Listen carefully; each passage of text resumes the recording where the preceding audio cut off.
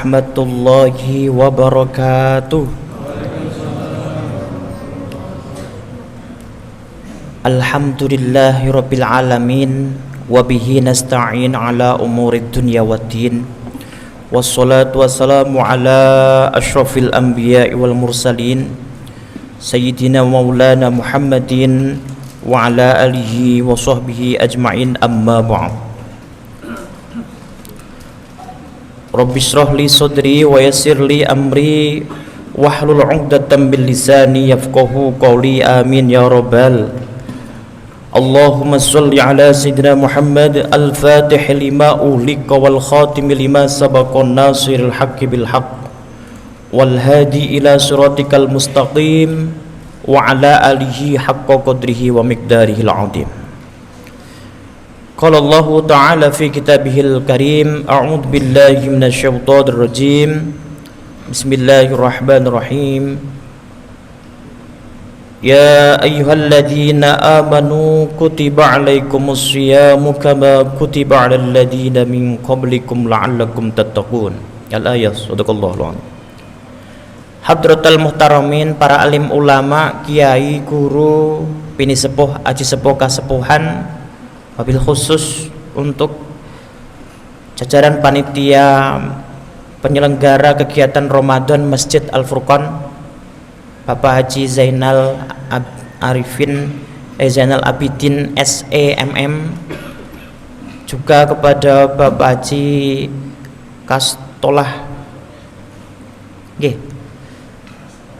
Kastolah, wabil khusus balih tubateng jajaran takmir Masjid Al-Furqan, akhinal kiram Ustadz Khairul Anam SAG MPDI, dan juga kepada seluruh hadirin jamaah sholat isya dan taraweh Masjid Jami Al-Furqan yang berbahagia.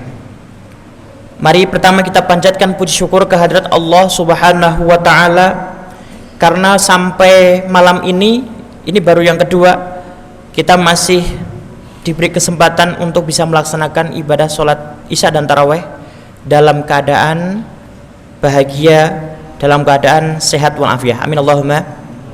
Selawat juga salam kita sampaikan kepada junjungan kita Nabi Agung Muhammad SAW, Nabi yang Allah utus untuk umat manusia, Nabi yang Allah utus untuk kita supaya bisa menolong kita besok di yaumil qiyamah. Mudah-mudahan kita yang hadir di sini mendapatkan syafaatnya. Amin amin ya rabbal alamin. Hadirin wal hadirat rahimakumullah. Di malam kedua ini kebetulan ada tulisan tema, yaitu tentang kewajiban puasa.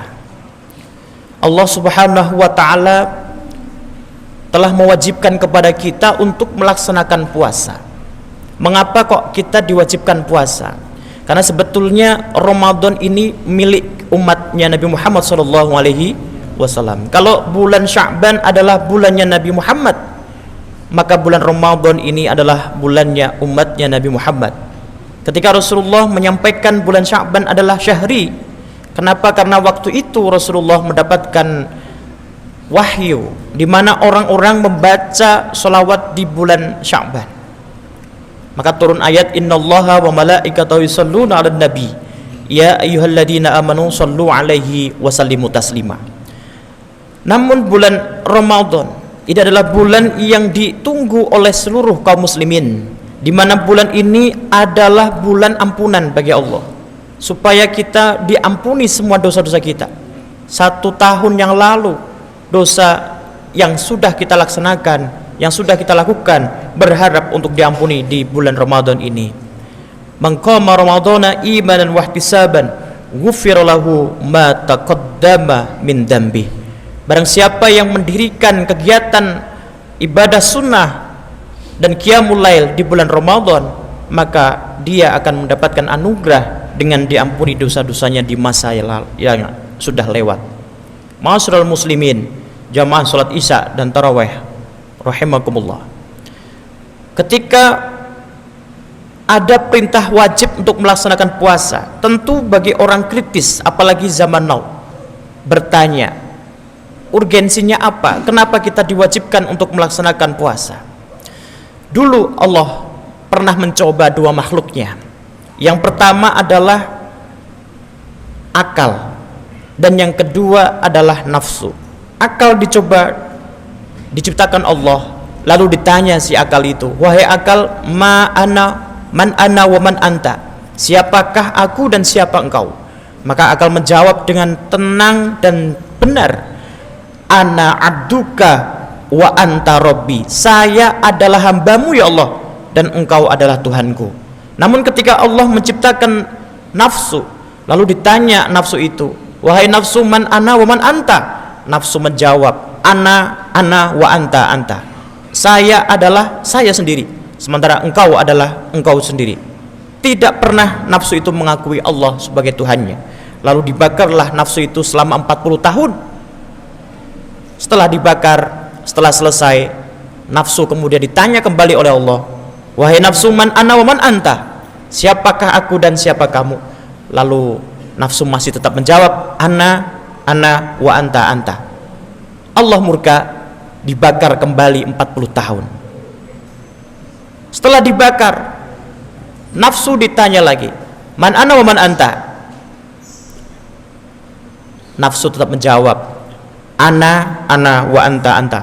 Akhirnya Allah tidak lagi membakar nafsu itu, justru nafsu itu tidak diberi makan, tidak diberi minum, dibiarkan begitu saja sampai akhirnya nafsu mau mati, tidak bisa hidup lagi.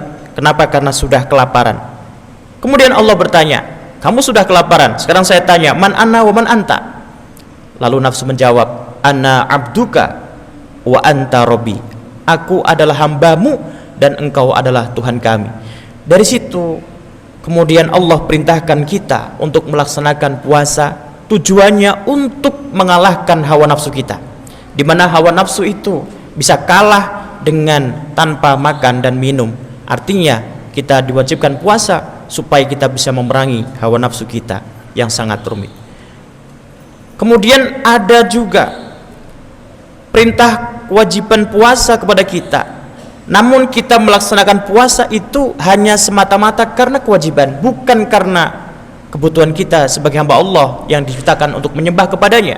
Seperti halnya ketika Allah menyampaikan, wa ma khalaqtul jinna wal insa illa liya'budun, tidaklah aku ciptakan jin dan manusia kecuali untuk menyembah kepadaku.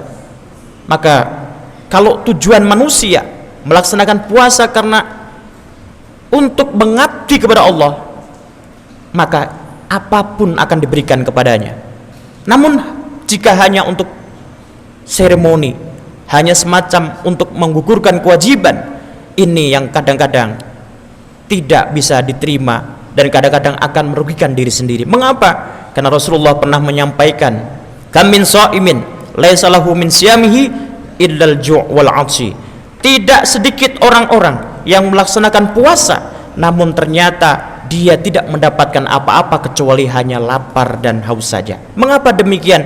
Karena terkadang manusia tidak bisa menjaga lisannya dari perbuatan, dari ucapan yang baik. Kadang-kadang mengucapkan hal-hal yang buruk, kadang-kadang menghibah, kadang-kadang dia juga mencemooh orang lain di saat dia berpuasa. Kata Imam Nawawi dalam kitab Majmu' di Syarhul Muhadzab, beliau mengatakan bahwa puasa seseorang tidak akan bermakna jika dia masih menggunakan mulutnya untuk memberikan cemoohan kepada orang lain, untuk membicarakan keburukan orang lain, dan untuk tidak menjaga lisannya dari hal-hal yang baik.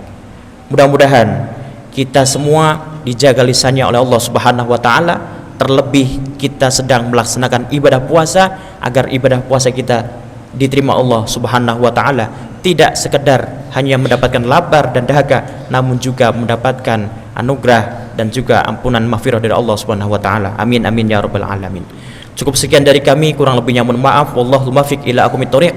Wassalamualaikum warahmatullahi wabarakatuh.